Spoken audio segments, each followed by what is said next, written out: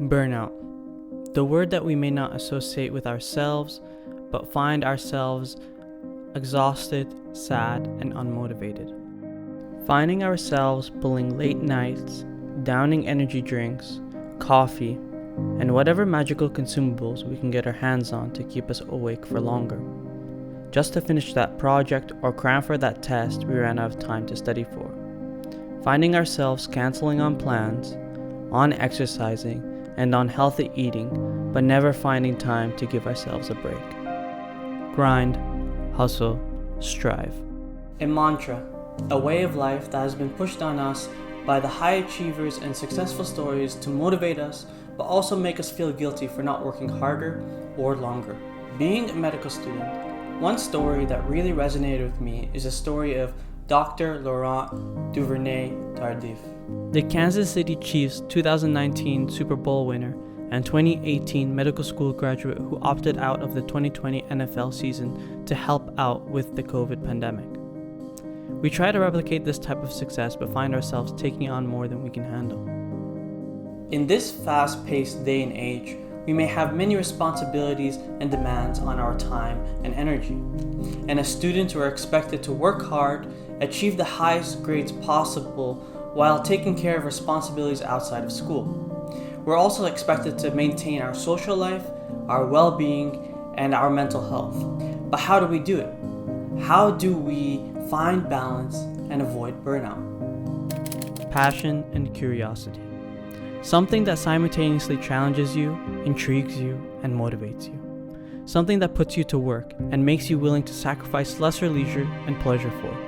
Something that makes you habitually curious in search for answers to the questions that you build up in your mind, always searching, always learning. Are you passionate and engaged by what you're doing? Ask yourself, do you love what you're doing? Or are you trying to please someone else? If you don't love your career or what you're studying, how are you expected to put in the long, stressful, and demanding hours? How are you expected to avoid burnout when the very thing that you're doing isn't even something that keeps you engaged or curious? How are you expected to motivate yourself and perform your best?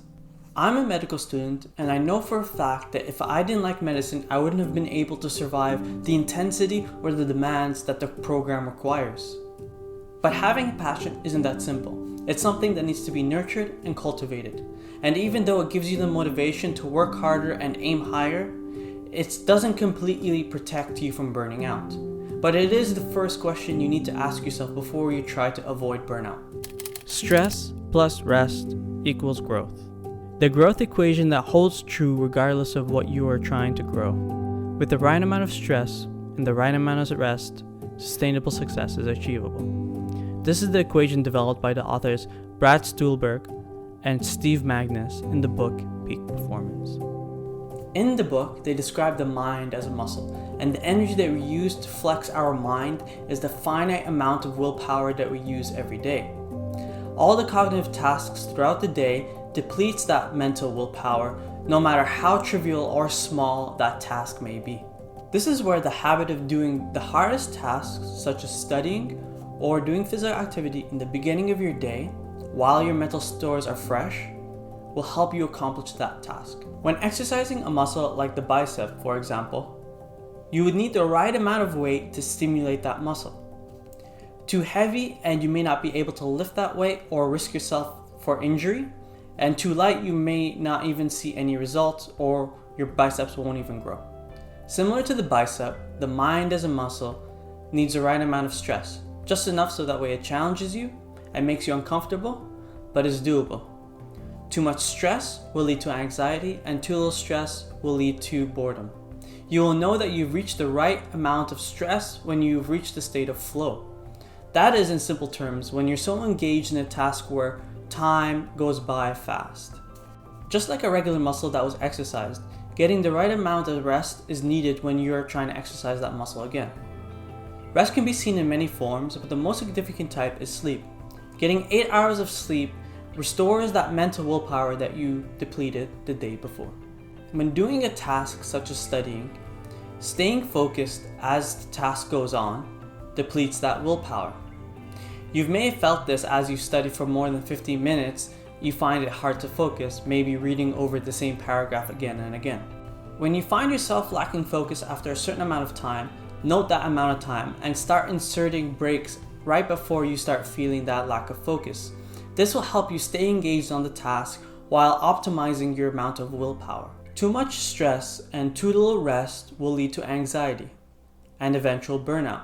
And too little stress and too much rest will lead to no growth. Find the right balance and you will optimize your work, learning, and avoid burnout. Learning to say no. Are you a yes man?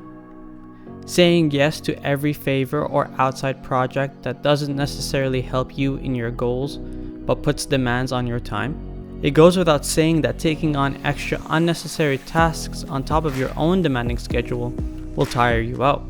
Overextending yourself and taking on more than you can handle will always leave you mentally exhausted and over time potentially put you at risk of burning out. Learn to be a no man and don't feel bad about it.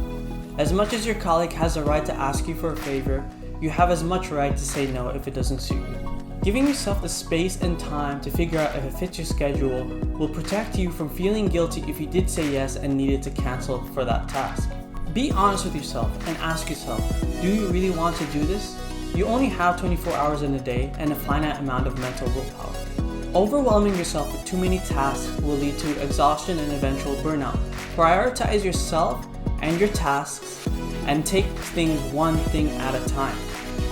Don't bite off more than you can chew. Some other things to consider when it comes to avoiding burnout is the warning signs. Having a negative outlook on your work, loss of motivation, loss of performance, and loss in interest of what you're passionate about. I am not a mental health expert, but I am a fellow student who has been affected by burnout. And if you felt like there are some things that are causing you burnout and hindrance to your life, I would say go see a professional. Other things I would like to quickly mention is having a good, healthy diet, exercising, making time for hobbies, and socializing. I would like to end off with a quote that resonated with me when I read the book Peak Performance. Great performers aren't always consistently great, but they are great at being consistent. Consistency is key in all aspects of life, no matter if you have your good days and your bad days. If you keep going and keep moving forward, you will succeed. Thank you for watching the video. I hope it was helpful. My name is Mustafa. I am a second-year medical student. I'm going to be making more videos on stuff like this, motivation for students, guiding students through school, helping them mentally, helping them with some tips and tricks that I've learned throughout my time getting into med school and going farther and achieving better grades in school. So if you like this video, feel free to like and subscribe if you want to watch more videos.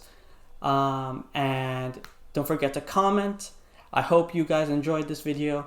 Thank you so much. I'll see you next time.